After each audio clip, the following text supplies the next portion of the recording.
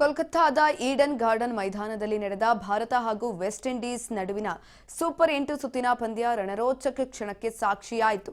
ಈ ಮೊದಲೇ ಹೇಳಿದಂತೆ ಈ ಪಂದ್ಯದಲ್ಲಿ ಗೆದ್ದ ತಂಡಕ್ಕೆ ಸೆಮಿಫೈನಲ್ ಟಿಕೆಟ್ ಸಿಗುತ್ತಿತ್ತು. ಹೀಗಾಗಿ ಎರಡು ತಂಡಗಳು ಗೆಲುವಿಗಾಗಿ ರಣತಂತ್ರವನ್ನೇ ಹೆಣೆದಿದ್ವು. ಆದರೆ ಟೀಂ ಇಂಡಿಯಾ ಈ ಪಂದ್ಯವನ್ನ ಗೆದ್ದು ಸೆಮಿಫೈನಲ್ಗೆ ಅರ್ಹತೆಯನ್ನ ಪಡೆಯಿತು. ಟೀಂ ಇಂಡಿಯಾದ ಈ ಗೆಲುವಿನ ರೂವಾರಿ ಸಂಜು ಸ್ಯಾಮನ್ಸ್ ಎದುರೇ ತಪ್ಪಾಗಲಾರದು.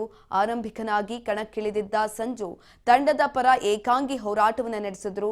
ಸಂಜು ಅವರ ಈ ಸ್ಮರಣೀಯ ಇನ್ನಿಂಗ್ಸ್ನಿಂದಾಗಿ ವಿಂಡೀಸ್ ನೀಡಿದ 195 ರನ್ಗಳ ಬೃಹತ್ ಗುರಿಯನ್ನ ಬೆನ್ನಟ್ಟಿದ್ದ ಟೀಂ ಇಂಡಿಯಾ ಐತಿಹಾಸಿಕ ಜಯವನ್ನ ಸಾಧಿಸಿತು.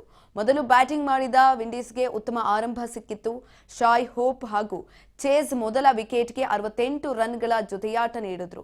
ಕೊನೆಯ 10 ಓವರ್ಗಳಲ್ಲಿ 113 ರನ್ ಆದಾಗ್ಯೂ ಕೂಡ ಮೊದಲ 10 ಓವರ್ಗಳಲ್ಲಿ ಭಾರತ ಉತ್ತಮವಾಗಿ ಬೌಲಿಂಗ್ ಅನ್ನ ಮಾಡಿ ಕೇವಲ 82 ರನ್ ಅನ್ನ ಬಿಟ್ಕೊಟ್ಟಿತ್ತು. ಆದರೆ ಕೊನೆಯ 10 ಓವರ್ಗಳಲ್ಲಿ ಅಬ್ಬರದ ಬ್ಯಾಟಿಂಗ್ ಮಾಡಿದ ವಿಂಡೀಸ್ 113 ರನ್ ಅನ್ನ ಕಲೆ ಹಾಕಿತು. ಇನ್ನು ವಿಂಡೀಸ್ ಪರ ರೋಸ್ಟನ್ ಚೇಸ್ ಅತ್ಯಧಿಕ 40 ರನ್ಗಳ ಇನ್ನಿಂಗ್ಸ್ ಆಡಿದ್ರೆ ಪೋವೆಲ್ ಹಾಗೂ ಜೇಸಸ್ ಹೋಲ್ಡರ್ ಕ್ರಮವಾಗಿ 34 ಮತ್ತು 37 ರನ್ಗಳ ಅಜೇಯ ಇನ್ನಿಂಗ್ಸ್ ಅನ್ನ ಆಡಿದ್ದಾರೆ.